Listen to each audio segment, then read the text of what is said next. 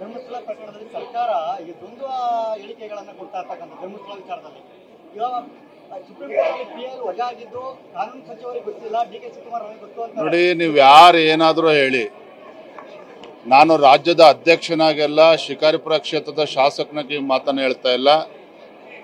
ಒಬ್ಬ ರಾಜ್ಯದ ಮುಖ್ಯಮಂತ್ರಿಗಳಿಗೆ ಧರ್ಮಸ್ಥಳ ಅಂತಕ್ಕಂಥ ಒಂದು ಪವಿತ್ರ ಕ್ಷೇತ್ರ, ಕೋಟ್ಯಾಂತರ ಭಕ್ತರು ರಾಜ್ಯದಲ್ಲೂ ಇದ್ದಾರೆ, ದೇಶದ ಮೂಲೆ ಮೂಲೆಗಳಿಂದ ಕೂಡ ಬರ್ತಾರೆ.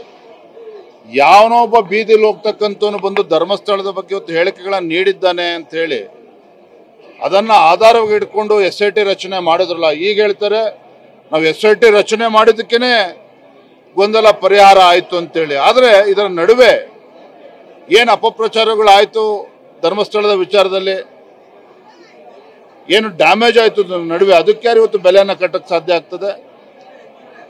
ಇವತ್ತು ವೀರೇಂದ್ರ ಹೆಗಡೆ ಅವರು ಕೂಡ ಹೇಳಿಕೆ ಕೊಟ್ಟಿದ್ದಾರೆ, ರಾಜ್ಯ ಸರ್ಕಾರದ SIT ರಚನೆ ಮಾಡಿದ್ದು ಒಳ್ಳೆಯದಾಯ್ತು. ಎಲ್ಲವೂ ಕೂಡ ಬದಿಗಿಟ್ಟು ನಾನು ಭಕ್ತನಾಗಿ ಹೇಳ್ತಾ ಇರ್ತಕ್ಕಂಥದ್ದು, ಖಂಡಿತ ರಾಜ್ಯ ಸರ್ಕಾರದ ಅವಿವೇಕಿತನದ ನಿರ್ಧಾರದಿಂದ ಕೋಟ್ಯಾಂತರ ಭಕ್ತರಿಗೆ ಅವರ ಭಕ್ತಿ ಭಾವನೆಗಳಿಗೆ ಧಕ್ಕೆ ಬಂದಿದ್ದಂತೂ ಯಾರು ಕೂಡ ಅಲ್ಲಗಳಿದ್ದಕ್ಕೆ ಸಾಧ್ಯ ಇಲ್ಲ.